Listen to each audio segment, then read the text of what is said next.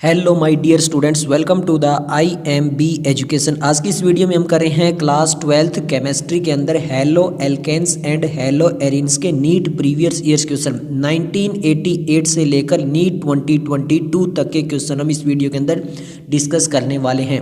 इससे पहले भी हम बहुत सारे चैप्टर करवा चुके हैं, क्लास 11th भी कंप्लीट हो चुकी है। अगर आपने वो पहले वाले चैप्टर्स नहीं देखे तो आपको आई बटन में प्लेलिस्ट का लिंक मिल जाएगा, या फिर आप जो है वो चैनल पर प्लेलिस्ट सेक्शन भी चेक कर सकते हो। अब बात करते हैं, यहाँ पर हम क्वेश्चन के साथ साथ मैं आपको ये भी बताता रहूँगा कि अगर कोई क्वेश्चन जो है वो NCERT में आया हुआ है तो NCERT में से कहाँ से आया हुआ है, किस पेज नंबर से आया हुआ है। मैं यहाँ पे जो NCERT के पेज नंबर वगैरह बताऊँगा वो रीसेंट NCERT होगी, यानी 2021 एडिशन वाली। ओके तो हमारा टॉपिक वाइज है। पहला टॉपिक है methods of preparation of haloalkanes, यानी हेलो एल्केन्स को प्रिपेयर करने के मेथड से क्वेश्चन आया हुआ है। क्वेश्चन नंबर फर्स्ट पूछा गया द रिएक्शन ऑफ, यहाँ पर हमारे सामने ये रिएक्टेंट है और यहाँ पर ये रिएजेंट है, इसके साथ में रिएक्शन करवा के क्या प्रोडक्ट बनेगा ये हमें बताना है। तो सिंपल सा देखिए, यहाँ पर हमारे सामने जो है वो बेंजीन है, इसका मतलब यहाँ पर C6H6 बेंजीन है, उसके साथ में हमारे सामने C और फिर डबल बॉन्ड CH और CH3 इस टाइप से लगे हुए हैं। तो अब हमारे सामने जब इसके साथ में हम HBr की रिएक्शन करवाएंगे तो ये क्या चीज़ आएगी। तो देखिए यहाँ पर ये NCERT का एग्जाम्पल 10.4 है। कौन सा है? एग्जाम्पल 10.4 है और ये पेज नंबर 297 पे मिलेगा इसी चैप्टर के अंदर। अब यहाँ पे देखिए हमें क्या बनाना है, हमें बनाना है मोस्ट स्टेबल कार्बोकेटाइन। अब मोस्ट स्टेबल कार्बोकेटाइन क्या होगा, देखिए यहाँ पर ये हो गई हमारी बेंजीन रिंग, इसके साथ में अगर मैं ये ऐसे लगा दूँ यहाँ पर ये कार्बन हो गया और फिर यहाँ पर डबल बॉन्ड आ रहा था CH3 आ रहा था, तो यहाँ पर अगर मैं लगाऊँ तो ये मोस्ट स्टेबल कार्बोकेटाइन होगा। तो यहाँ पर इसके साथ में जो है वो Br अटैच हो सकता है। तो इस टाइप का देखते हैं जहाँ पर हमारे सामने जो है वो बेंजीन के साथ में जो है वो लगने वाला जो है, तो यहाँ पे ये देखिए इस बेंजीन पे लगाया गया Br नहीं आएगा, इस बेंजीन पे यहाँ पे लास्ट में Br लगाया ये भी नहीं आएगा, इस बेंजीन के वाले जो फर्स्ट कार्बन था जिसके साथ डबल बॉन्ड था ये मोस्ट स्टेबल कार्बोकेटाइन तो इसके साथ Br आएगा, बिल्कुल सही है। 2015 का क्वेश्चन है। नेक्स्ट वाले पे ये भी नहीं आएगा, ये भी गलत हो गया। ओके क्लियर हो गया। ओके नेक्स्ट हमारा क्वेश्चन पूछा गया। अब क्वेश्चन देखें यहाँ पर इन द रिप्लेसमेंट रिएक्शन, ये रिप्लेसमेंट रिएक्शन है, यहाँ पर हमारे सामने जो Ci लिखा गया ये Ci क्लोरीन नहीं है। अब ये Cl मत मान लेना, ये Ci है। क्लियर है। तो यहाँ पर ये बोला गया कि ये कार्बन है, कार्बन जो है उसके साथ में एक हमारे पास में हेलोजन ग्रुप अटैच है और उसके साथ में ये जो कार्बन दिखाया गया है वो टर्सरी कार्बन दिखाया गया, यानी 3 कार्बन और अटैच हो सकते हैं यहाँ पर। क्लियर है। अब यहाँ पर एक M है, M यहाँ पे मेटल हो सकता है और फिर यहाँ पे F फ्लोरीन है। अब यहाँ पर क्या हो रहा है, यहाँ पर डिस्प्लेसमेंट रिएक्शन हो रही है, यानी ये यहाँ पर जा रहा है और फिर ये यहाँ पर आ रहा है, इसकी जगह एक्सचेंज हो रही है। तो यहाँ पर क्या होगा, the reaction will be most favourable if M happen to, अगर ये M कौन सा होगा जिसकी वजह से ये आसानी से हो जाएगा, सोडियम होगा, पोटेशियम होगा, रुबिडियम होगा या फिर लिथियम होगा। तो सिंपल सा देखिए इसका मतलब क्या है कि हमें यहाँ पर ये जो फ्लोरीन के साथ में जो मेटल है उसको जो है वो बॉन्ड ब्रेक करना है। तो वो बॉन्ड ब्रेक कितना आसानी से बॉन्ड ब्रेक हो जाएगा। तो सबसे पहले तो ये SN1 रिएक्शन है, NCERT के पेज नंबर 300 से लेकर 303 तक एक्सप्लेन किया गया डिटेल में। अब यहाँ पर मेटल के साथ में जो फ्लोरीन है वो तभी इजीली ब्रेक हो पाएगा अगर यहाँ पे बॉन्ड लेंथ ज़्यादा होगी। अगर बॉन्ड लेंथ ज़्यादा होगी तो इसका मतलब बॉन्ड वीक होगा और इजीली ब्रेक डाउन कर जाएगा। बॉन्ड लेंथ कब ज़्यादा होगा, जब यहाँ पर साइज जो है वो मेटल का सबसे ज़्यादा होगा।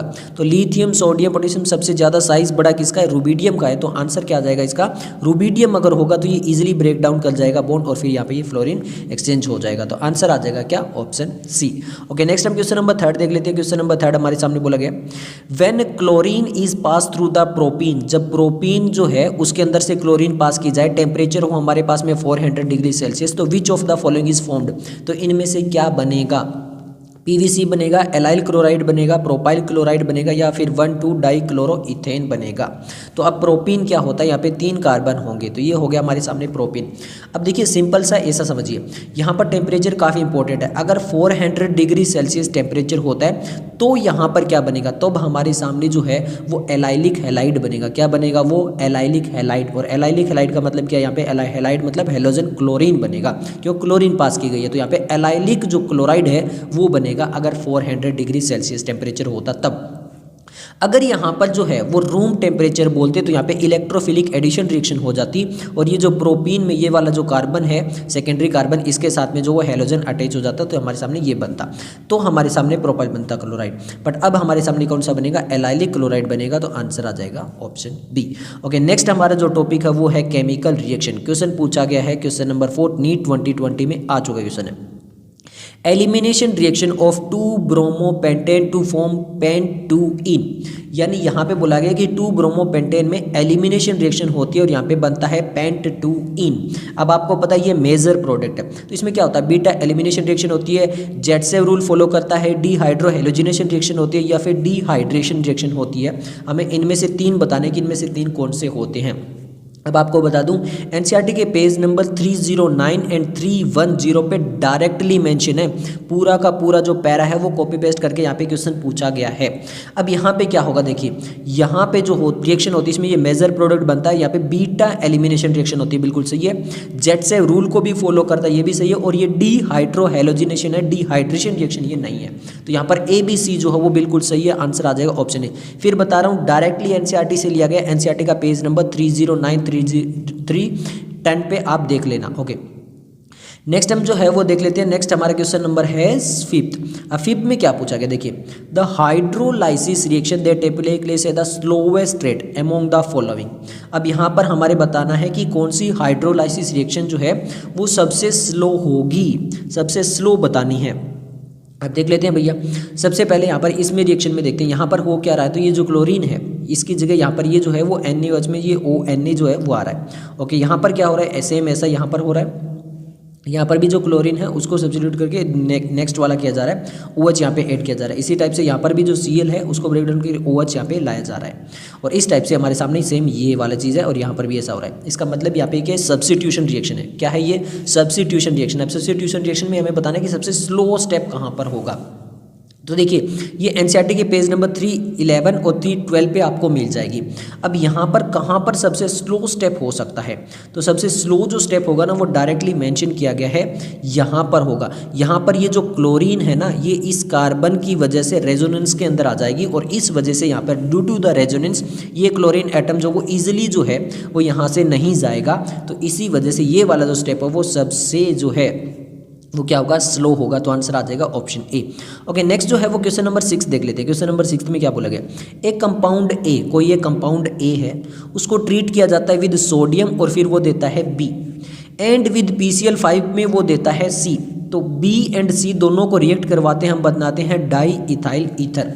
ABC बताना है ऑर्डर में। अब देखिए सिंपल है, कोई ए कंपाउंड है उसमें सोडियम मिला देते हैं तो मिलता है बी। अब बी में PCl5 के साथ जब रिएक्शन करवाते हैं तो मिलता है सी, और बी और सी दोनों को कंबाइन करते हैं तो हमें मिलता है डाई इथाइल ईथर। क्या मिलता है, डाई इथाइल ईथर। ये चीज़ क्लियर हो गई। ओके, अब एक्चुअल में यहाँ पर ये चैप्टर नंबर जो 11 है अल्कोहल फिनोल एंड ईथर, वहाँ से ये हमारे पास में क्वेश्चन आएगा। क्यों, क्योंकि वहाँ पर ये जो रिएक्शन है डाई इथाइल ईथर बनने वाली ये वहाँ पर दी हुई है। क्लियर है। अब यहाँ पर देखिए सबसे पहले ए जो है ना, ए यहाँ पर अल्कोहल वगैरह कुछ होना चाहिए, यानी ROH होना चाहिए, क्योंकि यहाँ पे सोडियम की रिएक्शन करवा रहे हैं डायरेक्टली। और जब ये रिएक्शन करवाएंगे तो यहाँ पर जो मिलेगा बी के साथ में वो RONA मिलेगा हमें कुछ ना कुछ।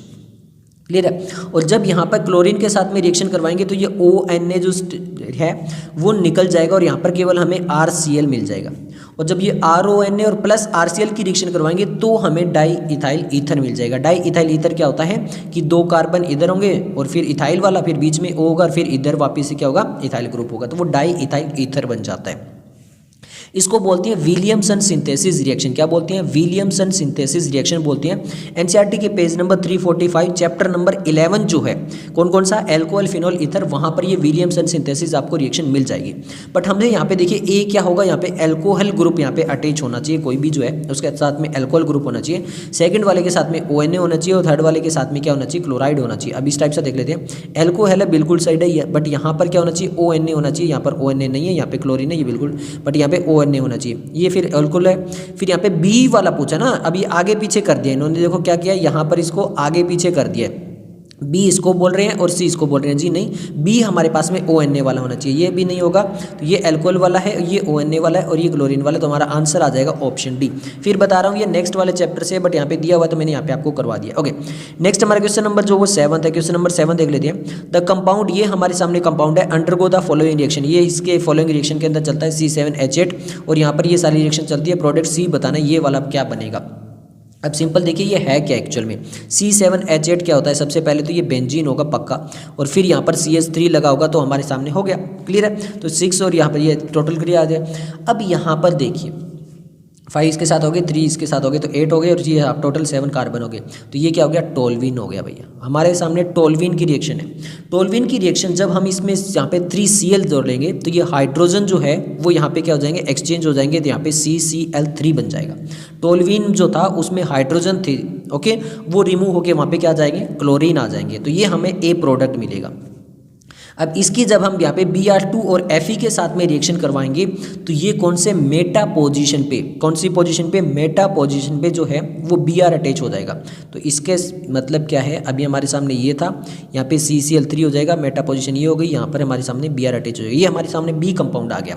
अब जब हम इसके साथ में जिंक और हाइड्रोक्लोराइड के साथ में रिएक्शन करवाएंगे तो यहाँ पर क्या होगा, सिंपल है, कुछ नहीं होगा, सेम वही जो है वो मेटा पोजीशन के ऊपर हमारे सामने क्या रह जाएगा, ब्रोमोटोल्यूइन रह जाएगा, और इसमें कोई भी सॉरी जो ये क्लोरीन वाला है ये CH3 हो जाएगा, सॉरी ये वापस हमने, और यही सेम मेटा पोजीशन पे ये ब्रोमो रह जाएगा, बट यहाँ पे जो Cl था वो ZnHCl के साथ में जो H है वो यहाँ पे आ जाएगा वापस से, और ये क्लोरीन गैस वहाँ पे रिमूव हो जाएगी। तो यहाँ पे ये टोल्यूइन, तो यहाँ पे 3 ब्रोमोटोल्यूइन हमें मिलेगा, और कौन सी पोजीशन पे है, मेटा पोजीशन पे, तो मेटा ब्रोमोटोल्यूइन हमें C के अंदर मिलेगा। क्लियर हो गया, ओके।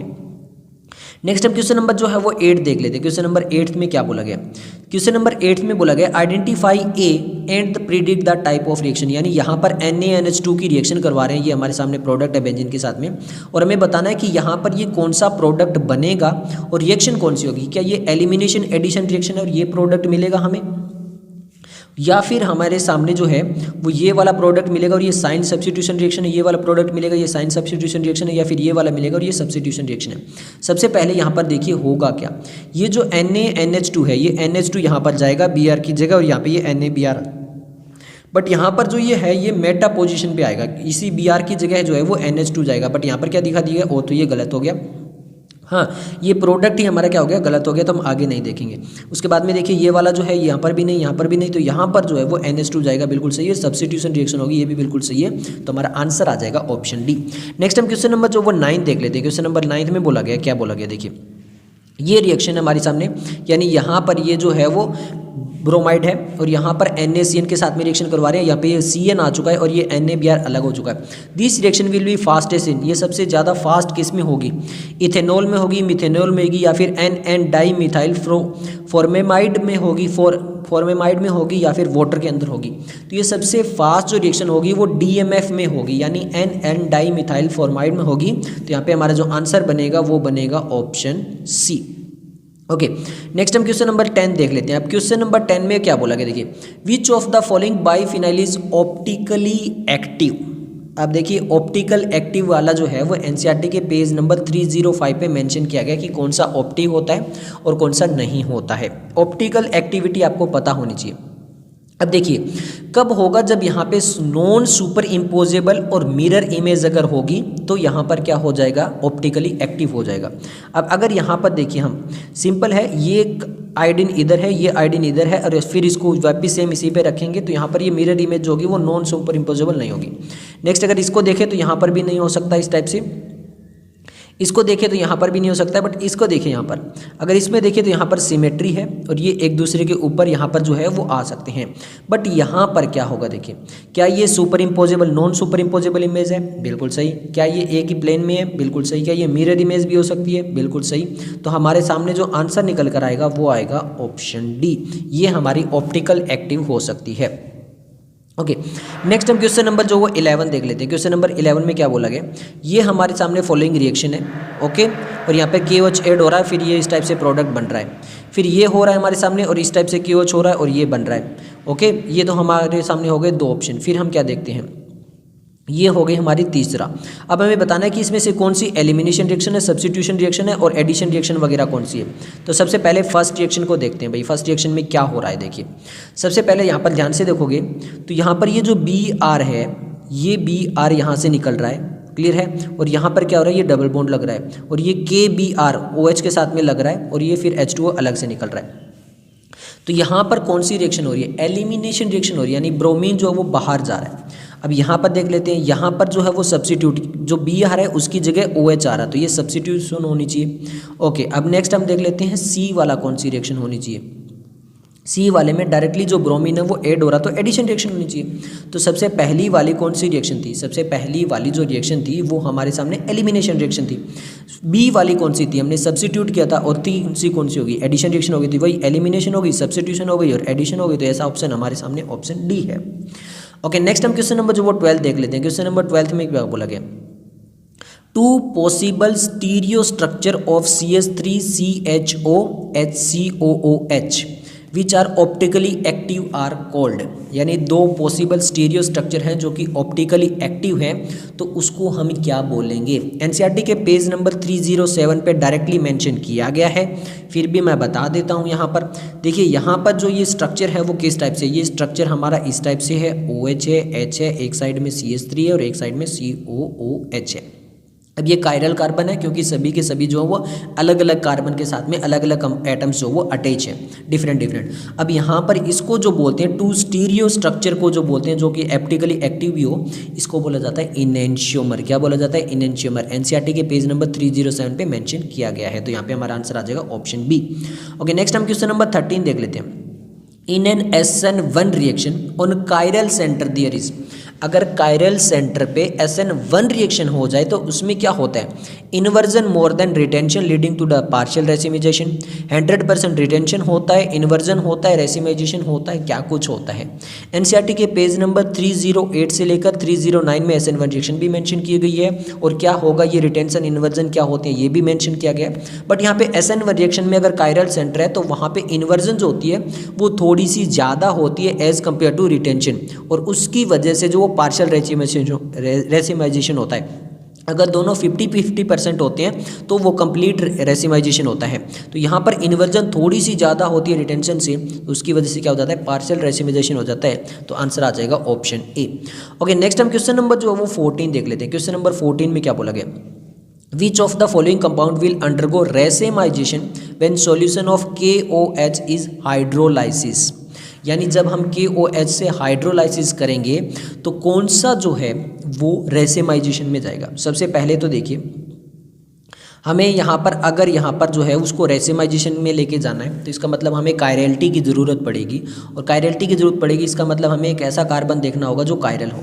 अब ये देखिए, ये वाला कार्बन में जो है अगर इसमें 2 हाइड्रोजन अटैच हो गए, इसका मतलब 2 सेम जो है वो कंपाउंड अटैच हो गए, हाइड्रोजन बाकी बेंजीन है, तो यहाँ पर दोनों सेम हो गए तो ये कायरल नहीं होगा, ये तो गलत हो गया, फर्स्ट वाला तो नहीं जाएगा। अब इसमें देख लेते हैं, इसमें भी देखिए एक में हाइड्रोजन है, फिर 2 हाइड्रोजन है, फिर इस कार्बन के साथ में भी देखेंगे तो वापस 2 हाइड्रोजन, ये वाला भी कायरल नहीं हुआ, तो ये भी नहीं जा सकता। अब इसमें देखते हैं, इसमें अगर यहाँ पर देखें तो यहाँ पे हाइड्रोजन है, ये CH3 दोनों हो गए तो ये कायरल नहीं हो गया, इसमें हाइड्रोजन हो गया, ये भी कायरल नहीं हुआ। अब इसमें देखते हैं, ये वाला कार्बन में देखिए यहाँ पे CH3 है, यहाँ पे C2H5 है, यहाँ पे Cl है, यहाँ पे H है, तो ये वाला कायरल हो गया, तो ये वाला जो है वो रेसिमाइजेशन के अंदर जा सकता है। तो केवल 4th वाला जा सकता है, 1 2 तो बिल्कुल नहीं जा सकते, 2 4 नहीं जा सकते, 4 ओनली 4 जाना चाहिए। इस टाइप का ऑप्शन यहाँ पे है नहीं, तो हम यहाँ पे नन ऑफ दिस मान के चलते हैं। ओके, नेक्स्ट हमारा क्वेश्चन हमारे सामने ये है, ये एक फॉर्म दी गई और ये फॉर्म दी गई 1 और 2 क्या है, आइडेंटिकल है, पेयर ऑफ कन्फर्मर है, पेयर ऑफ ज्योमेट्रिकल आइसोमर है, पेयर ऑफ ऑप्टिकल आइसोमर है, क्या है हमें बताना है। तो सिंपल है, हाइड्रोकार्बन वाला चैप्टर था वहाँ पे किया था, एक स्टैगर्ड फॉर्म है, ये वाली स्टैगर्ड फॉर्म है, ये इक्लिप्स्ड फॉर्म है, और जब ऐसी फॉर्म होती है उसको क्या बोलते हैं, ए पेयर ऑफ कन्फर्मर बोलते हैं, तो आंसर क्या आ जाएगा, ऑप्शन बी आ जाएगा बहुत आसानी से। ओके, नेक्स्ट हम क्वेश्चन नंबर 16 देख लेते हैं। विच of the following acid does not exhibit optical isomerism, अब कौन सा ऐसा है जो ऑप्टिकल आइसोमेरिज्म को शो नहीं करेगा, malic acid, alpha amino acid, lactic acid, tartaric acid. वैसे तो आपको पता ही है बायोमोलिक्यूल चैप्टर में दिए हुए हैं, बट यहाँ पर इसका स्ट्रक्चर की बात करें तो यहाँ पे जो मैलिक एसिड होता है वो कार्बन कार्बन COOH, यहाँ पे COOH, फिर यहाँ पे H, यहाँ पर H, और ये डबल बॉन्ड इस टाइप से होता है। अब यहाँ पर जो होता है, यहाँ पर क्या होता है, कोई भी कायरल सेंटर प्रेजेंट नहीं है, जबकि लैक्टिक एसिड में कायरल सेंटर प्रेजेंट होता है। टार्टरिक एसिड की अगर बात करें तो भी वहाँ पे कायरल सेंटर प्रेजेंट होता है। अल्फा अमीनो एसिड की बात करें वहाँ पर भी कायरल सेंटर प्रेजेंट होता है। टार्टरिक में तो 2 कायरल सेंटर प्रेजेंट होते हैं, बट मैलिक एसिड में अभी आपको बताया कि यहाँ पर कोई भी जो है वो कायरल सेंटर नहीं होता है, उसकी वजह से यहाँ पे क्या होता है, कोई भी एग्जिबिट ऑप्टिकल आइसोमेरिज्म शो नहीं होती है, तो आंसर आ जाएगा ऑप्शन ए। ओके, नेक्स्ट हम क्वेश्चन नंबर 17 देख लेते हैं। क्वेश्चन नंबर 17 में पूछा क्या गया देखते हैं। एक ये रिएक्शन दी गई है और एक ये रिएक्शन दी गई है और हमें पूछा है कि रिएक्शन क्या है, SN1 SN2 कौन सी है। अब आपको पता है NCERT में सब कुछ दिया हुआ है। अब आपको खास बात बता देता हूँ भाई, सेम ऐसा एग्जाम्पल है 10.6 एंड 10.7, 10.6 एंड 10.7 सेम ऐसा एग्जाम्पल है, याद रख लेना। ओके, अब देखिए C2H5OH क्या है, एक वीक न्यूक्लियोफाइल है, और जबकि C2H5O माइनस क्या है, एक स्ट्रॉन्ग न्यूक्लियोफाइल है। ये चीज़ क्लियर हो गई। ओके, अब देखिए सबसे पहले अगर ये Br की बात करें तो इसका मतलब इस कार्बन के साथ में अटैच है, ये Br भी इसके साथ में अटैच है। अगर यहाँ पर अटैच होता तो सेकेंडरी या फिर सॉरी टर्सरी कार्बन जो होता था वो अटैच हो सकता था, बट यहाँ पे दोनों के अंदर क्या है, प्राइमरी कार्बन है। प्राइमरी कार्बन पे जो है वो ब्रोमाइड है और वो एक्सचेंज हो रहा है यहाँ पर OH के साथ में। क्लियर है, ये Br के साथ में जा रहा है और फिर यहाँ पर ये देखिए HBr बन रहा है, यहाँ पर भी इस टाइप से Br नेगेटिव बन रहा है और यहाँ पर क्या हो रहा है, ये प्रोडक्ट बन रहा है। अब क्योंकि दोनों के दोनों प्राइमरी है, चाहे वीक न्यूक्लियोफाइल हो सेकेंडरी न्यूक्लियोफाइल हो, तो प्राइमरी हैलाइड जो है उसमें ज़्यादातर कौन सी होती है, SN2 रिएक्शन बहुत आसानी से हो सकती है। तो दोनों के अंदर कौन सी होगी, SN2 रिएक्शन होगी। तो आंसर क्या बनता है यहाँ से, हमारा ऑप्शन सी बनता है। क्लियर हो गया। ओके, अब देखिए नेक्स्ट हम क्वेश्चन नंबर जो है वो देखने वाले हैं 18। क्वेश्चन नंबर 18 हमारे सामने है, which of the following compound undergo nucleophilic substitution reaction most easily. बहुत आसानी से जो है वो न्यूक्लियोफिलिक सब्स्टिट्यूशन रिएक्शन हो सकती है। NCERT के पेज नंबर 331 एंड 313 पे ये पूरा डिटेल में एक्सप्लेन किया गया। 311 से लेकर 313 तक यही डिटेल में एक्सप्लेन किया गया कि कहाँ पे न्यूक्लियोफिलिक सब्स्टिट्यूशन रिएक्शन हो सकती है। अब देखिए जहाँ पर विदड्रॉइंग ग्रुप जो है वो मिलेगा, अब यहाँ पर देखिए ये भी विदड्रॉइंग ग्रुप होता है, ये भी होता है, बट ये सबसे स्ट्रॉन्ग विदड्रॉइंग ग्रुप है इलेक्ट्रॉन का, और यहाँ पर इसी वजह से न्यूक्लियोफाइल जो है वो यहाँ पे बहुत आसानी से सब्स्टिट्यूट करवा पाएंगे। तो यहाँ पर जो ए वाला है वो हमारा आंसर आ जाएगा। नेक्स्ट हम क्वेश्चन नंबर जो है वो 19 देख लेते हैं। क्वेश्चन नंबर 19 में बोला गया, which one is most reactive towards the SN1 reaction. SN1 में सबसे आसानी से कौन सा रिएक्शन हो सकती है। देखिए टर्सरी में सबसे ज़्यादा होगा, फिर सेकेंडरी में, फिर प्राइमरी में, और उससे भी ज़्यादा जो होता है वो बेंजाइलिक हैलाइड में ज़्यादा होता है, उससे भी ज़्यादा हो सकता है, एराइल हैलाइड में फिर आता है। बट यहाँ पर हम बात करते हैं टर्सरी में। अब देखिए यहाँ पर क्या है, ये Br है, तो ये Br कहाँ पे है, देखिए ये C हो गया, फिर ये H हो गया, फिर इधर बेंजीन हो गई, इधर बेंजीन हो गई। क्लियर है। ओके, और यहाँ पर क्या हो गया, Br अटैच हो गया, ये एक हो गया। फिर ये सेकंड वाला क्या होगा हमारे सामने, वापस वही है, एक CH है, एक CH3 है। ओके, और एक क्या है यहाँ पर बेंजीन रिंग है, और फिर यहाँ पे Br है। तो इसमें क्या है, SN1 रिएक्शन फास्ट होगी। फिर तीसरा देख लेते हैं क्या है, तीसरे में क्या है हमारे सामने, एक कार्बन में एक बेंजीन रिंग है, फिर एक और बेंजीन रिंग है, फिर यहाँ पर CH3 है, और फिर यहाँ पे Br है। तो ये टर्सरी हो गया। अगर फर्स्ट वाले का कंपेयर करें तो इसमें सबसे ज़्यादा होनी चाहिए फास्ट, और ये तो हमारा प्राइमरी कार्बन दिखाई दे रहा है, तो सबसे फास्ट जो होगी वो इसी के अंदर होगी, टर्सरी कार्बन वाले के अंदर। तो आंसर आ गया ऑप्शन सी। ओके, नेक्स्ट हम क्वेश्चन नंबर 20 देख लेते हैं। क्वेश्चन नंबर 20 हमारे सामने है, देखिए the correct order of increasing reactivity. अब इनमें सबसे ज़्यादा रिएक्टिव कौन होगा ये हमें बताना है, किसमें, CX bond towards nucleophile in the compound. अब COX में न्यूक्लियोफाइल के अकॉर्डिंग सबसे फास्ट कौन सा होगा। अब सबसे पहले देखिए टर्सरी सबसे फास्ट होगा, ये तो आपको पता है, न्यूक्लियोफिलिक सब्स्टिट्यूशन रिएक्शन में सबसे फास्ट जो होगा वो टर्सरी होगा। टर्सरी में सबसे फास्ट यहाँ पर ये टर्सरी है, देखिए कार्बन है, फिर CH3 है, और फिर X है। सबसे फास्ट जो है वो थर्ड हो सकता है। अब इनमें सबसे फास्ट थर्ड यहाँ पे कौन सा ऑप्शन है, ये फोर्थ वाला दिखाया गया, सेकंड थर्ड। तो इन चारों में से सबसे फास्ट तो ये हो गया। यहाँ से हमारा आंसर फिर आगे देखते हैं, सेकेंडरी उससे भी फिर उससे थोड़ा कम होगा, तो ये फोर्थ आना चाहिए, आ गया थर्ड एंड ये फोर्थ। अब इन दोनों में से क्या आएगा, क्योंकि ये इलेक्ट्रॉन विड्रॉइंग ग्रुप दो लगे हुए हैं, तो ये ज़्यादा फास्ट हो गया और ये बिल्कुल सबसे स्लो हो गया। तो फिर ये इस टाइप से हमारा जो आंसर बनता है वो बनता है यहाँ पे ऑप्शन ए। क्लियर है। ओके, नेक्स्ट हम क्वेश्चन नंबर 21 देखते हैं। क्वेश्चन नंबर 21 में क्या दिया गया देखते हैं। देखिए इन द फॉलोइंग रिएक्शन, ये हमारे सामने बेंजीन है, फिर CH2 है, यहाँ पर देखिए इस टाइप से बेंजीन है और फिर CH2 है और उसके साथ में Br लगा हुआ है। Mg ईथर H3O में X में कर दिया, प्रोडक्ट X बताना है भैया। अब यहाँ पर देखिए ये इंटेक्स्ट क्वेश्चन है 10.9, जो 10.9 इंटेक्स्ट NCERT में जो क्वेश्चन है। अब आप पूछोगे पेज नंबर कौन सा है, तो वो 316 है। ये सेम यही क्वेश्चन है। अब यहाँ पे ग्रिग्नार्ड रिएजेंट वगैरह जो होते हैं वो आ जाता है, फिर रिएक्शन विद मेटल वगैरह आएगा। अब देखिए यहाँ पर क्या होगा, सिंपल देखिए, क्योंकि यहाँ पे मेटल है, Mgr है, तो इसका मतलब ग्रिग्नार्ड रिएजेंट तो आना ही आना है। क्लियर है। अब यहाँ पर क्या होगा, इसको हम जो है वो हैलाइड के अंदर कन्वर्ट करते हैं और क्या बनाएंगे, हाइड्रोकार्बन बनाएंगे। सिंपल सा है, क्या बनाएंगे, इसको हाइड्रोकार्बन बनाएंगे। तो देखिए अगर यहाँ पर इसको निकाल कर और फिर हम ये निकालेंगे और ये जो Br है वो आगे चला जाएगा, तो यहाँ पर जो हमारे सामने निकल कर आएगा वो हाइड्रोकार्बन होना चाहिए। अब ये हमारे सामने इधर है, ये एल्कोहल आ गया हमारे सामने और फिर यहाँ पर ये डबल बेंजीन रिंग आ गई। बट ये इसमें जब रिएक्शन करवाएंगे तो हमारे सामने सिंपल बेंजीन और CH3 आ जाएगा, ये Br जो है वो चला जाएगा यहाँ पर और इसकी जगह क्या आ जाएगा, ये जो HO3 में से एक हाइड्रोजन यहाँ पर आ जाएगा। तो सिंपल है, ये एक हमारा क्या बन जाएगा, टोल्यूइन बन जाएगा। फिर बता रहा हूँ NCERT में दिया हुआ है, इन टेक्स्ट क्वेश्चन है 10.9 है, तो वहाँ पर आप देख भी सकते हो, यही बनेगा क्या, टोल्यूइन बनता है। क्लियर है, तो आंसर आ जाएगा ऑप्शन सी। नेक्स्ट हम क्वेश्चन नंबर जो 22 देखते हैं। क्वेश्चन नंबर 22 हमारे सामने है। Okay, which of the following reaction is example of nucleophilic substitution reaction. Nucleophilic substitution का मतलब है दो न्यूक्लियोफाइल होना चाहिए और एक दूसरे को सब्स्टिट्यूट करने चाहिए। तो इस टाइप का देख लेते हैं। यहाँ पर RH है, फिर ये RR बन गया है और ये NaX निकल गया है। तो इसका मतलब ये X तो यहाँ पे निकला गया, सब्स्टिट्यूट कहाँ हुआ है, इसकी जगह कुछ आया नहीं है। फिर ये देख लेते हैं, यहाँ पे हाइड्रोजन आ गया, पर हाइड्रोजन जो वो न्यूक्लियोफाइल होता है, नहीं ये तो नहीं होगा। और ये तो ग्रिग्नार्ड रिएजेंट दिया हुआ है RgMX, ये तो बन गया, इसमें सब्स्टिट्यूट कहाँ नहीं हुआ। अब यहाँ पर देखिए OH सब्स्टिट्यूशन है, HB जो है वो न्यूक्लियोफाइल है, दोनों न्यूक्लियोफाइल है सॉरी।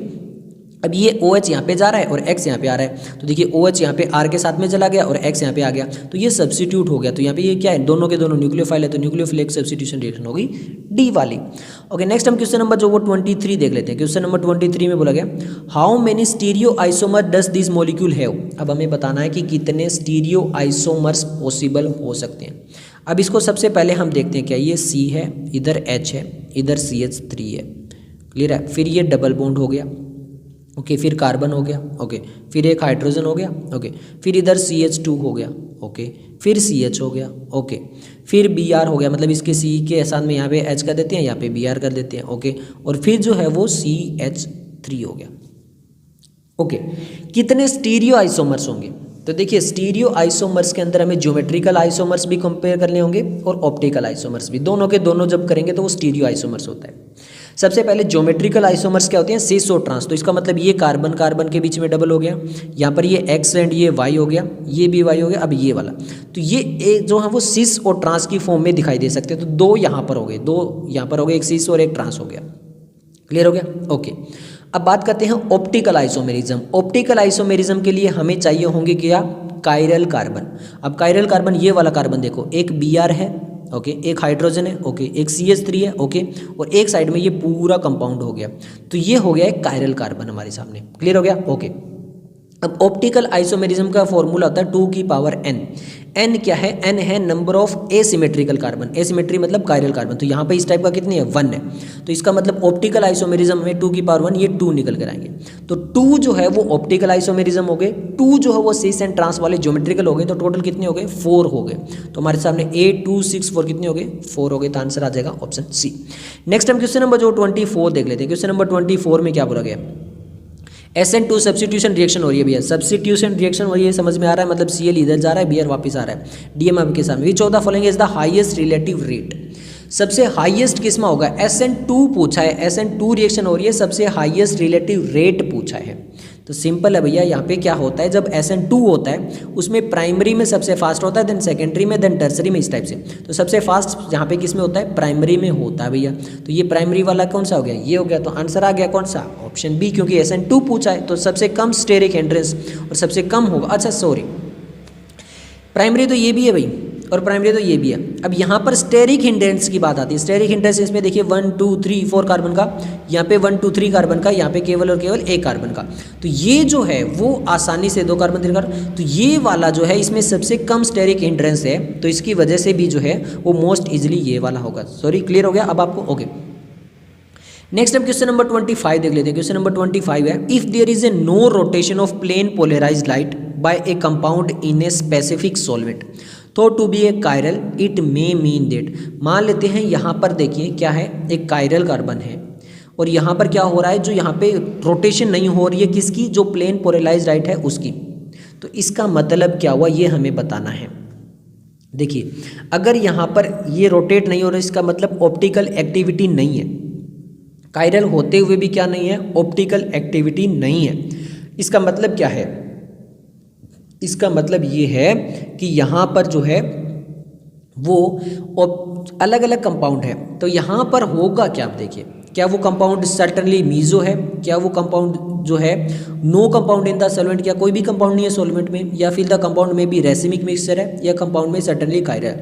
देखिए कायरल तो इन्होंने बता दिया है कि कायरल जो है सर्टनली, रेसिमिक मिक्सचर अगर वो ऑप्टिकल एक्टिव होता, अब ये ऑप्टिकल एक्टिव तो है ही नहीं, इन्होंने क्या बोला कि प्लेन पोलराइज में राइट रोटेशन नहीं हो रही, तो इसका मतलब वो ऑप्टिकल एक्टिव नहीं है। नो कंपाउंड सॉल्वेंट, ऐसा तो नहीं हो सकता कि कोई भी कंपाउंड ना हो सॉल्वेंट में। अब यहाँ पर हो सकता क्या है, वो ये सकता है कि ये वाला जो कंपाउंड है वो मीजो कंपाउंड हो। क्या होगा, अगर वो मीजो कंपाउंड है तो भी ये हो सकता है कि वो कायरल हो और फिर भी जो है उसमें जो है वो लाइट पास ना हो। अब कायरल का जो मीजो कंपाउंड क्या होता है, मीजो कंपाउंड होता है 4 के 4 डिफरेंट एटम किसी से अटैच हो, 4 के 4 डिफरेंट एटम अगर अटैच होते हैं तो वो क्या कहलाता है, मीजो कंपाउंड कहलाता है। वो कोई ज़रूरी नहीं है कि वो ऑप्टिकली एक्टिव हो, तो इस टाइप से हो सकता है कायरल का मतलब यहाँ पे ये भी हो सकता है, तो आंसर आ जाएगा ऑप्शन ए। ओके, अब हम देख लेते हैं नेक्स्ट क्वेश्चन नंबर जो है वो है हमारे सामने 26। अब 26 में क्या बोला, ये हमारे chiral centre, which one of the following represent the R configuration. अब देखिए थोड़ा सा मैं आपको दिखाता हूँ, 2 कॉन्फ़िगरेशन होती है, एक आर होती है और एक एस होती है। आर में जो होता है वो क्लॉकवाइज रोटेशन होता है, एस में जो होता है वो क्या होता है, एस के अंदर एंटी क्लॉकवाइज रोटेशन होता है। अब यहाँ पे जो एक कार्बन होता है उसके साइड में जितने भी ये एटम्स लगे होते हैं इनको हम क्या देते हैं, एक ऑर्डर देते हैं, इनको प्रायोरिटी ऑर्डर देते हैं। अब सबसे हाईएस्ट प्रायोरिटी ऑर्डर उसको मिलती है जिसका एटॉमिक नंबर सबसे ज़्यादा होगा। अब यहाँ पर देखिए कार्बन हो गया, यहाँ पर भी कार्बन हो गया, यहाँ पे क्लोरीन हो गया, हाइड्रोजन हो गया, सबसे हाईएस्ट नंबर इसका होगा। सेकंड पे अब यहाँ पे दोनों कार्बन है, यहाँ पे भी दोनों कार्बन है, तो उसके बाद में दूसरा एटम देखा जाता है कि दूसरा एटम कौन है। यहाँ पे सारे हाइड्रोजन है, फिर इसके साथ में एक कार्बन एटम और अटैच है, तो इसको सेकंड प्रायोरिटी मिलेगी, इसको थर्ड मिलेगी और इसको मिलेगी फोर्थ। अब जब हम 1 2 3 4 करते हुए जाते हैं तो यहाँ पर देखिए 1 2 3 4 करते हुए जाते हैं तो ये क्या है, एक क्लॉकवाइज रोटेशन है। बट क्योंकि देखिए अगर इस टाइप का हो और ये हाइड्रोजन हमारे सामने हॉरिजॉन्टल हो तो ये रिवर्स हो जाएगा, इसको हम काउंट ही नहीं करेंगे, ये रिवर्स हो जाएगा, एस कॉन्फ़िगरेशन हो जाएगी, गलत हो गया। इसी टाइप से ये यहाँ पे है तो इसको भी हम काउंट नहीं करेंगे। अब देखिए यहाँ से जाएगा तो ये ऐसे ही 1 2 3 ऐसे करके जाएगा, बट यहाँ पे ये हॉरिजॉन्टल है, इसको भी काउंट नहीं करें। अब हम यहाँ पर इसमें देखते हैं इन दोनों में। अब यहाँ पर देखिए, यहाँ पर अगर हम चलते हैं तो इसको हम ऐसे 1 2 3 इस टाइप से जाना पड़ेगा, जबकि आर के लिए हमें क्या चाहिए, क्लॉकवाइज चाहिए। तो यहाँ पर हमारा जो आंसर बनेगा ये वाला बनेगा। देखिए क्यों, क्योंकि क्लोरीन से 1 फिर 2 फिर 3 फिर 4 इस टाइप से निकल रहे हैं, क्लॉकवाइज बन रहा है, तो यहाँ पर जो है वो आंसर आएगा हमारा सामने ऑप्शन बी। क्लियर है, ओके। तो अब हम चलते हैं नेक्स्ट। अब देखिए नेक्स्ट हमारे सामने क्वेश्चन नंबर जो है वो 7 पूछा गया, विच of the following is a not a chiral. Not a chiral का मतलब क्या हो गया, वहाँ पर सिंपल सा ये मतलब हो गया कि यहाँ पर जो है वो एक ही सेम कार्बन पे जो है वो हमारे सामने जो है वो अलग अलग एटम्स अटैच नहीं है।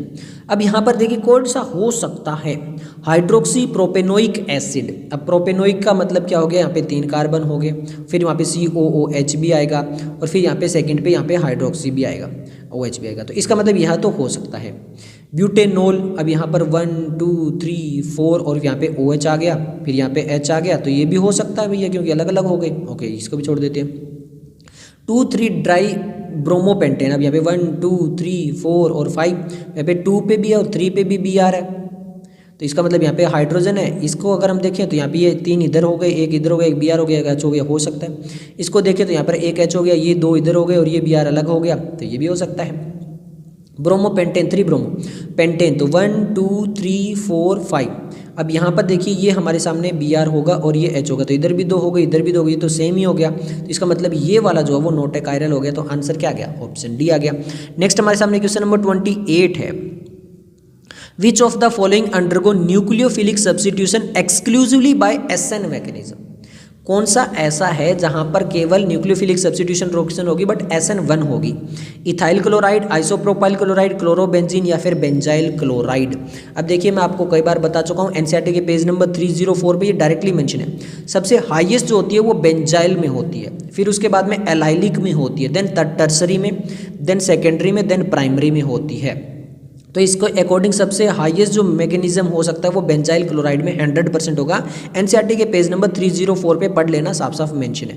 नेक्स्ट हम क्वेश्चन नंबर जो वो 29 देख लेते हैं। क्वेश्चन नंबर 29 में बोला गया the chirality of the compound, वापस वही पूछा गया, RSED पूछा गया। अब देखिए H अगर डॉटेड लाइन में है तो इसका मतलब इसमें हमें नहीं देखना है, ये सबसे 4th प्रायोरिटी में आ गया। अब देखिए यहाँ पे ब्रोमीन है, यहाँ पे क्लोरीन है और यहाँ पे ये हाईएस्ट प्रायोरिटी इसको देंगे क्योंकि इसका एटॉमिक नंबर सबसे ज़्यादा है, फिर इसको देंगे 2 और फिर इसको देंगे 3। तो इस टाइप से आ रहे हैं 1 2 3 करते हुए। अगर 1 2 3 करते हुए आ रहे हैं तो ये कौन सा है, क्लॉकवाइज है। कौन सा है, क्लॉकवाइज है। तो यहाँ पर हो गया R कॉन्फ़िगरेशन, तो आ गई हमारे सामने R कॉन्फ़िगरेशन। अगर ये डॉटेड लाइन पे हाइड्रोजन नहीं होता, कहीं और होता तो रिवर्स हो जाता। क्लियर है, तो ये भी याद रखना है। अब मैं आपको ये कंसेप्ट बता चुका हूँ RS वाला, तो यहाँ से हमारा आंसर आ गया ऑप्शन ए। नेक्स्ट हम क्वेश्चन नंबर 30 देख लेते हैं। क्वेश्चन नंबर 30 में बोला गया विच of the following is the least reactive in A nucleophilic substitution reaction. सबसे मोस्ट लीस्ट रिएक्टिव कौन सा होगा। यहाँ पर टर्सरी है तो ये तो रिएक्टिव होना ही होना है, आपको पता है Cl आसानी से रिएक्टिव हो जाएगा, SN1 में चला जाएगा। अब यहाँ पर देखिए ये क्या है, C डबल बॉन्ड और यहाँ पे 2 हाइड्रोजन है, एक हाइड्रोजन है और एक Cl है। अब ये वाला जो क्लोरीन है ये डबल बॉन्ड है और यहाँ पे इसके पास में क्या है, इसके पास में लोन पेयर भी है, उसकी वजह से क्या हो जाएगा, रेजोनेंस इफेक्ट में जा सकता है। ये वाला तो सिंपल है हमारा प्राइमरी हाइड्रोकार्बन और ये वाला इसके साथ में, तो यहाँ पर ये वाला रेजोनेंस के अंदर जा सकता है, इसलिए ये यहाँ पे ये लेस रिएक्टिव होगा, तो आंसर आ जाएगा ऑप्शन बी। नेक्स्ट हम क्वेश्चन नंबर जो है वो देख लेते हैं 31। अब 31 में वापस देखिए which of the following pair of compound are enantiomer. Enantiomer का मतलब है सबसे पहले मिरर इमेज होनी चाहिए।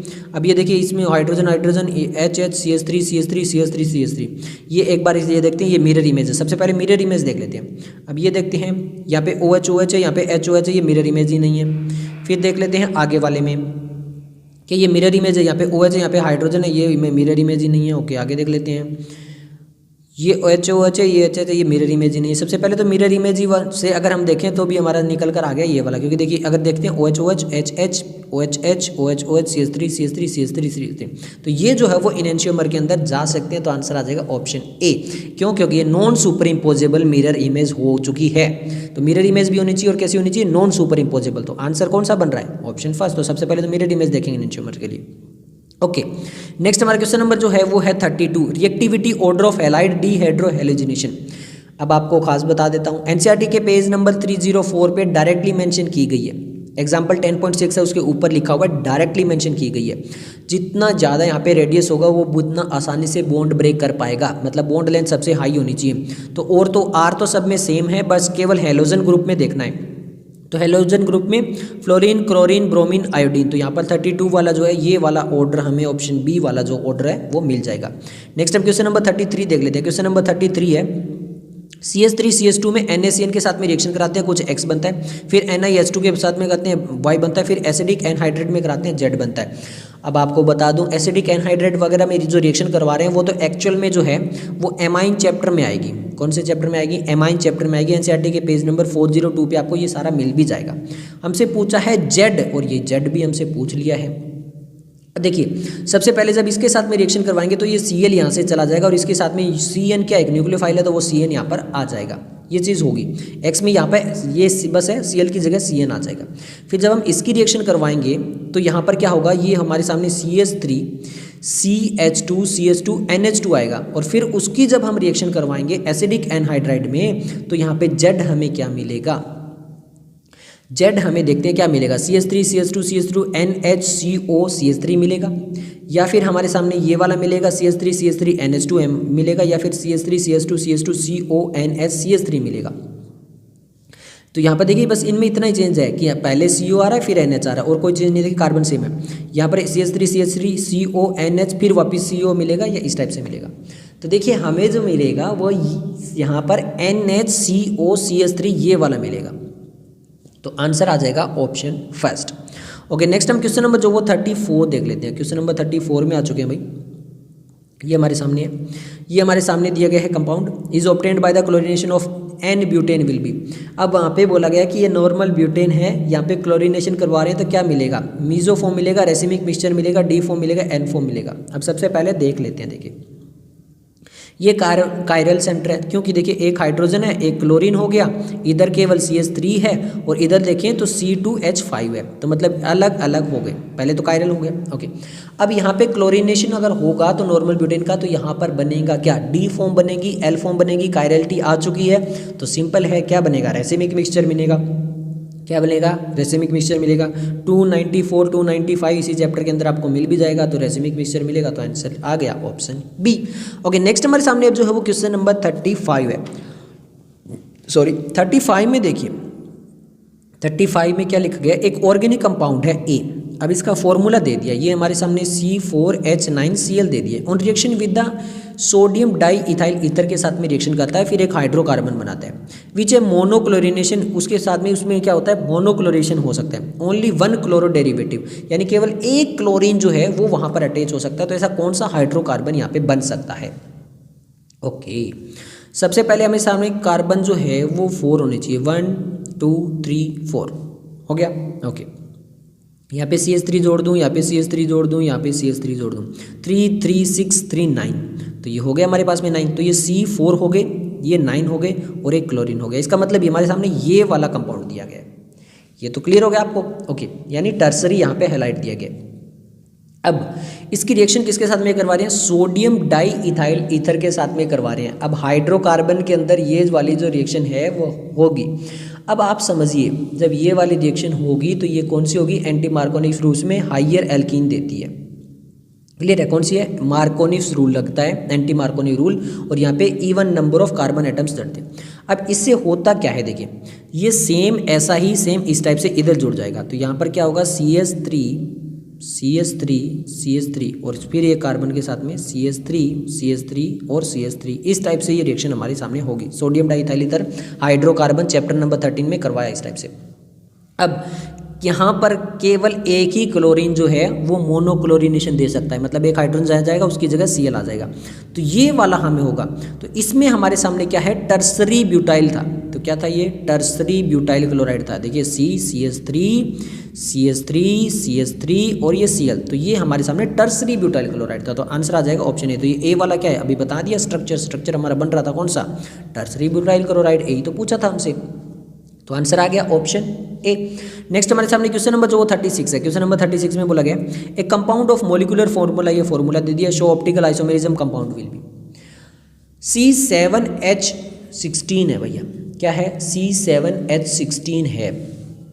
अब देखिए यहाँ पर हमारे सामने ऑप्टिकल आइसोमेरिज्म शो करना चाहिए, तो देखिए यहाँ पर हम जो है वो बेंजीन नहीं ले सकते, क्योंकि देखिए अगर यहाँ पर C6H6 लेते हैं तो बहुत सारे हाइड्रोजन बन जाते हैं, 10 हाइड्रोजन बन जाते हैं, जो कि पॉसिबल नहीं है, इसका मतलब बेंजीन तो नहीं है, क्लियर है। ओके, अब यहाँ पे होगा क्या ये देखना है हमें।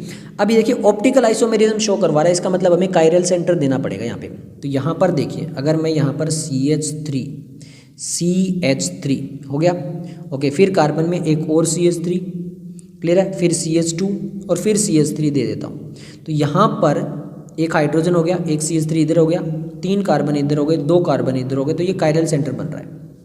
क्या 7 कार्बन है, 1 2 3 4 5 6 7 कार्बन है, 16 है, 3 2 5 और 3 कितने हो गए, 8 और 6 14 हो गए, 14 और एक ये हो गया 15 और ये 16, तो ये हमारे सामने 16 जो है, क्योंकि देखिए इस हाइड्रोजन भी तो होगा इसके पास में, तो ये 16 हाइड्रोजन हो गए, तो बिल्कुल सही है, ये बन सकता है, और यहाँ पे ये कायरल सेंटर हो सकता है। अब इसमें नाम क्या देंगे, देखिए 1 2 3 4 5, टोटल 5 हमारे सामने होगा, तो इसका मतलब पेंटन हो सकता है, और 1 और 2 3 डाइमिथाइल पेंटेन हो सकता है, तो ये 2 3 डाइमिथाइल पेंटेन हो सकता है, तो आंसर आ जाएगा ऑप्शन ए।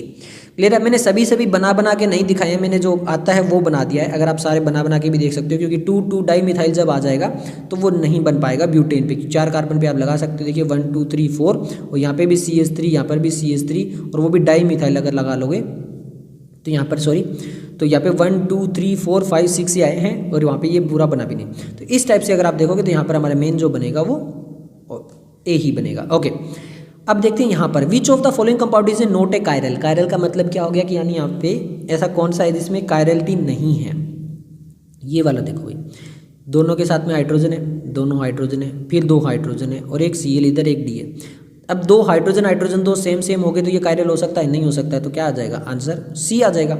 नेक्स्ट हमारे सामने क्वेश्चन नंबर 38 है, replacement of chlorine of chlorobenzene. Chlorobenzene है ये वाला और इसमें Cl है, इसमें रिप्लेसमेंट कराना है टू गिव फिनोल, और फिर देना क्या है? फिनोल देना है, OH देना है भाई। Required drastic condition, but chlorine of 2,4 di nitrochlorobenzene is readily replaced because, but 2,4 मतलब 2 और फिर देखिए 1 2 3 4 यहाँ पर NO2 लगा हुआ है ऑर्थो पे और हमारे किस पे? पैरा पोजिशन पे।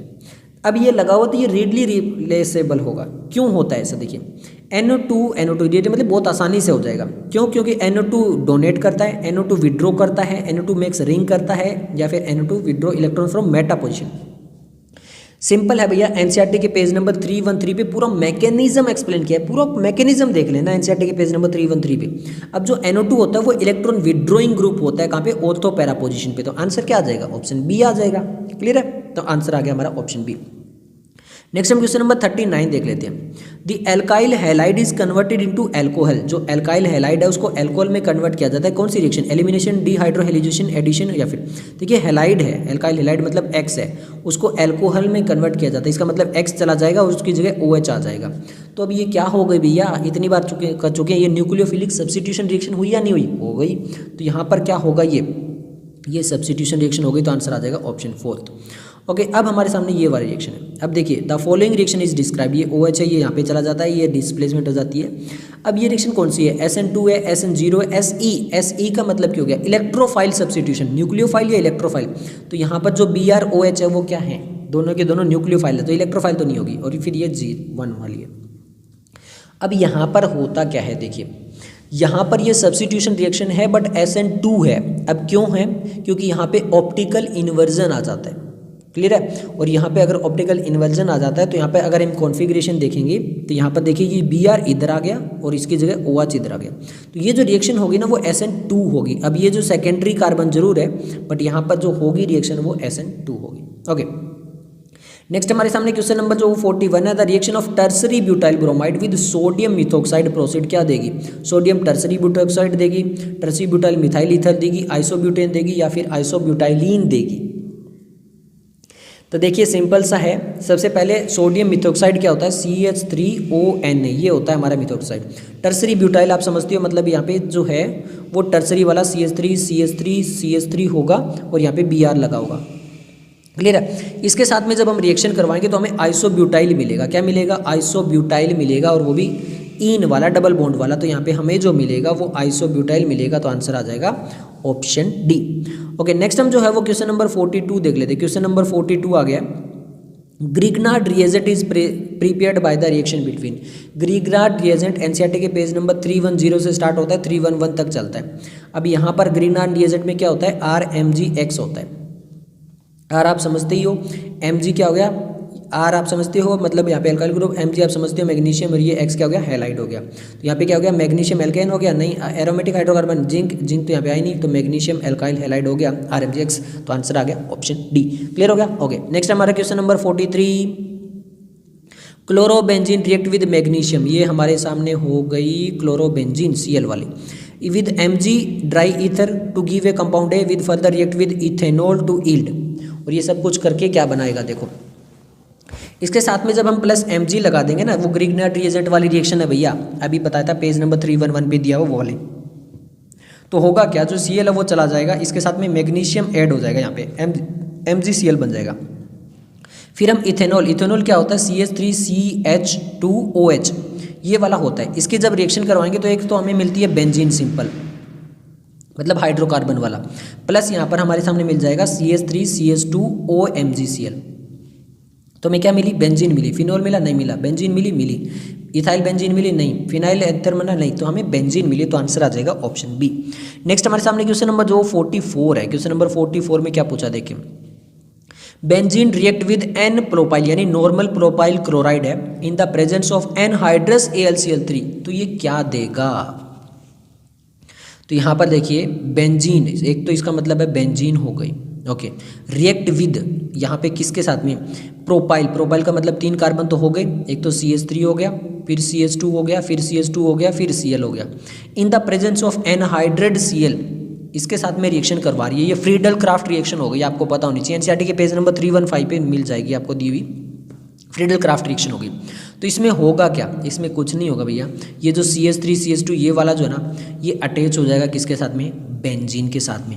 अब बेंजीन के साथ में ये वाला अगर अटैच हो जाएगा तो ये हो गई हमारी बेंजीन, और इसके साथ में ये CH, ये CH3 और ये CH3 इस टाइप से अटैच हो जाएगा, और क्लोरीन जो वो बाहर निकल जाएगा गैस की फॉर्म में। अब ये हमारे सामने क्या हो गई, ये देखिए यहाँ पर जो है वो इसको बोलते हैं आइसोप्रोपाइल बेंजीन। क्या बोलते हैं इसको, आइसोप्रोपाइल बेंजीन। तो आंसर क्या आ गया, ऑप्शन डी आ गया। नेक्स्ट हमारे सामने क्वेश्चन नंबर जो वो 35 है, which chloro derivative of benzene among the following would undergo hydrolysis most readily. बहुत आसानी से हाइड्रोलाइसिस कौन सी हो सकती है, विद एक्वस सोडियम हाइड्रोक्साइड, यानी NaOH अगर है तो फर्निश द कॉरस्पॉन्डिंग हाइड्रोक्साइड। तो बहुत आसानी से रिएक्शन कौन सी हो सकती है इनमें से, ये बेंजीन के साथ में, ये जो लिखे हुए NO2 ग्रुप इसके साथ में, इसके साथ में, या फिर इसके साथ में, या फिर इसके साथ में, तो कौन सी हो सकती है। तो सबसे आसानी से जो हो सकती है वो देखिए 3 इलेक्ट्रॉन विड्रॉइंग ग्रुप है, तो ये आसानी से होगी। तो आंसर आ जाएगा ऑप्शन ए, एनसीईआरटी के पेज नंबर 312 313 पे दिया हुआ है। नेक्स्ट हमारे सामने क्वेश्चन नंबर 46 है। क्वेश्चन नंबर 46 में क्या पूछा गया, देखिए, which of the following is an optically active compound. कौन सा एक ऑप्टिकली एक्टिव कंपाउंड है। अब आपको पता है यहाँ पे कायरलिटी चाहिए होगी वापिस से। अब N ब्यूटेनोल, देखिए 1 पे ब्यूटेनोल है, तो 1 2 3 4, और यहाँ पे OH हो गया, और यहाँ पे हाइड्रोजन हो गया। तो यहाँ पर अब देखिए, यहाँ पर भी क्या होगा, हाइड्रोजन होगा, तो ये तो नहीं होगा। तो यहाँ पर 46 वाला ये तो नहीं हो सकता। प्रोपेनोल, अब 1 2 3 यहाँ पे OH हो गया, फिर यहाँ पे H हो गया, तो ये भी नहीं हो सकता, क्योंकि और तो सब में हाइड्रोजन हाइड्रोजन हाइड्रोजन, और इसमें यहाँ पर वापस हाइड्रोजन देना पड़ेगा, तो ये भी नहीं हो गया। क्लोरोब्यूटेन, अब यहाँ पर क्लोरोब्यूटेन भी देख लेते हैं भैया, पर 2 पे है, 1 2 3 4, यहाँ पे क्या है, Cl है, यहाँ पे क्या है, H है, यहाँ पे क्या हो गया, CH3, तो ये हो गया हमारे सामने कायरल कार्बन। तो ये ऑप्टिकल एक्टिव हो सकता है। तो हम देखते हैं आगे वाला हाइड्रोक्सी हेप्टेन, तो 1 2 3 4 5 6 7, 4 पे 1 2 3 4 पे हो गया। तो इसका मतलब इधर भी 3 कार्बन हो गए, इधर भी 3 कार्बन हो गए, तो ये तो सेम ही हो गए, ये तो नहीं हो सकता। तो आंसर आ गया ऑप्शन सी। ओके, नेक्स्ट हम क्वेश्चन नंबर जो है वो देख लेते हैं 47 में चलते हैं भैया। क्वेश्चन नंबर 47 है, पॉलीहेलोजन कंपाउंड से ट्राई क्लोरो एसिटल्डिहाइड CCl3CHO ये वाला है, रिएक्ट विद क्लोरोबेंजीन, क्लोरोबेंजीन के साथ रिएक्शन करता है in the presence of sulphuric acid and produce. क्या बनाएगा, ये क्या बनाएगा, ये बनाएगा DDT। और ये जो DDT का जो स्ट्रक्चर है वो दिया हुआ है एनसीईआरटी के पेज नंबर 318 पे। DDT का स्ट्रक्चर कहाँ पे दिया हुआ है, पेज नंबर 318 पे, इसी चैप्टर में एनसीईआरटी में साफ साफ दिया हुआ है। क्या ये स्ट्रक्चर है, देख लेना भैया, मैं फिर बता रहा हूँ ये नहीं है। क्या ये वाला स्ट्रक्चर है, सॉरी, क्या ये वाला स्ट्रक्चर है, तो देखिए हाँ, बेंजीन के इधर क्लोरीन होता है पैरा पैरा पे, और फिर यहाँ पे क्लोरीन ये वाला होता है। फिर ये देखते हैं यहाँ पे नहीं, ऐसा CCl3 एक साथ अटैच नहीं होता, OH ग्रुप भी होता है। क्या ये वाला है, ये वाला नहीं है। तो हमारा जो दिया हुआ है DDT का स्ट्रक्चर एनसीईआरटी पेज नंबर 318 पे वो ये वाला। तो यहाँ पर हमारे सामने जो है वो आ जाएगा, ओ सॉरी, देखिए यहाँ पर जो DDT का स्ट्रक्चर है OH नहीं होता भाई, सॉरी, OH नहीं होता है, OH नहीं होता है, गलती हो गई हमसे, माफ़ी देना। अब यहाँ पर जो होता है ये वाला स्ट्रक्चर होता है, ये वाला स्ट्रक्चर होता है, जल्दबाजी में हमसे गलती होगी, फिर दोबारा बता देता हूँ, ये वाला स्ट्रक्चर होता है DDT का, एनसीईआरटी में दिया हुआ है, एनसीईआरटी के पेज नंबर 318 पे देख लेना। उसमें क्या किया गया कि यहाँ पर ये जो क्लोरीन वाले इसको इस टाइप से और इस टाइप से बना के और फिर बना गया इधर, फिर यहाँ पे C दिया और फिर Cl इस टाइप से अटैच किया गया, तो वो गलती हो गई थी। क्लियर हो गया, ओके। नेक्स्ट हमारे सामने क्वेश्चन नंबर 48 है, industrial preparation of chloroform employees acetone and. तो अगर हमें क्लोरोफॉर्म बनाना होता है तो उसमें एसीटोन और क्या लेते हैं, फोस्फोजीन लेते हैं। फोस्फोजीन तो देखिए क्लोरोफॉर्म जो होता है वो ऑक्सीजन के साथ में जो रिएक्शन करके फिर फोस्फोजीन बनाता है, ये नहीं होता। क्लोरीन गैस होती है, क्लोरीन गैस अकेले के साथ में नहीं रिएक्शन करवाता है। सोडियम क्लोराइड होता है, नहीं, वो कैल्शियम हाइपोक्लोराइड होता है। तो आंसर आ जाएगा ऑप्शन भी, याद रख लेना बस, इसका काफ़ी ओल्ड क्वेश्चन है, पुरानी एनसीईआरटी में होता था ये। क्वेश्चन नंबर 49 है, phosgene is a common name for. Phosgene का कॉमन नेम किसके लिए होता है, फोस्फोफोराइल क्लोराइड के लिए, थायोनिल क्लोराइड के लिए, कार्बन डाइऑक्साइड एंड फोस्फिन के लिए, कार्बोनिल क्लोराइड के लिए। अब देखिए जो हमारा क्लोरोफॉर्म होता है वो ऑक्सीजन के साथ में रिएक्शन करता है और फिर फोस्फोजीन बनाता है। एनसीईआरटी के पेज नंबर वापस वही है 319 पे आपको मिल जाएगा दिया हुआ पूरा। अब यहाँ पे जो बनता है वो कार्बोनिल क्लोराइड बनता है। क्या बनता है, कार्बोनिल क्लोराइड बनता है। तो आंसर यहाँ पे क्या आ जाएगा, ऑप्शन डी आ जाएगा। क्लियर है। ओके, अब हम देखते हैं 2021 एंड 2022 के क्वेश्चन। 2021 का क्वेश्चन है the major product of the following chemical reaction. इसमें यहाँ पर ये हमारे सामने रिएजेंट है, ओके, और ये हमारे सामने जो है वो सॉरी ये रिएक्टेंट है और ये रिएजेंट है, और हमें बताना है कि इसमें कौन सा प्रोडक्ट बनेगा। अब देखिए यहाँ पर डबल बॉन्ड है, तो ये जो ब्रोमीन होता है ये जाके अटैच होगा। अब कौन से पे अटैच होगा, तो मेजर प्रोडक्ट जो यहाँ पे बनेगा इस रिएजेंट की वजह से वो प्राइमरी पे अटैच होगा। तो प्राइमरी पे देखते हैं कौन सा, ये तो यहाँ पे टर्सरी पे अटैच हुआ है Br, तो ये तो नहीं हो सकता। ये प्राइमरी पे अटैच हुआ है यानी Cp कार्बन पे अटैच हुआ है। फिर आगे देखते हैं ये COCH3 अटैच नहीं होगा, ये वाला नहीं है, और ये वाला जो वो भी नहीं बनेगा। तो यहाँ पे ये जो मेजर प्रोडक्ट बनेगा इसमें ये वाला बनेगा, प्राइमरी जो अटैच होता है इसमें। एंटी मार्कोनिव्स रूल लगेगा, क्लियर है, और इसलिए यहाँ पर ये प्रोडक्ट हमें सामने मिलकर बनेगा। ओके, नेक्स्ट हम क्वेश्चन देख लेते हैं। नेक्स्ट हम क्वेश्चन है the major product formed in the dehydrohalogenation reaction of 2-bromoपेंटेन इज पेंट-2-इन। इसी टाइप का सेम क्वेश्चन 2020 में भी था।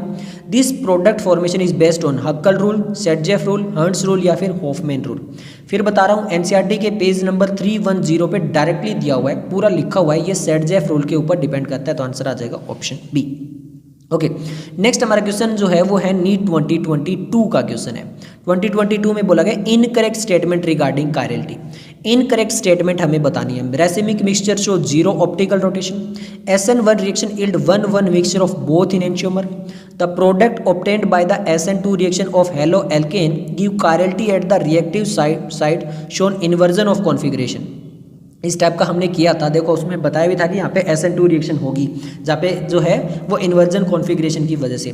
Enantiomer are super imposable mirror image. अब देखिए इनकरेक्ट पूछा भाई, तो इनेंशियोमर तो नॉन सुपर इम्पोजेबल होते हैं, ये तो साफ साफ एनसीईआरटी के पेज नंबर 307 पे लिख रखा है जहाँ पे इनेंशियोमर के बारे में बताया गया है। तो यहाँ पे क्या बोला गया कि ये सुपर इम्पोजेबल मिरर इमेज है, ये गलत हो गया, तो इनकरेक्ट पूछा तो आंसर आ गया ऑप्शन 4। क्लियर हो गया, ये आज इसी वीडियो तक ये हमारा चैप्टर कंप्लीट होता है।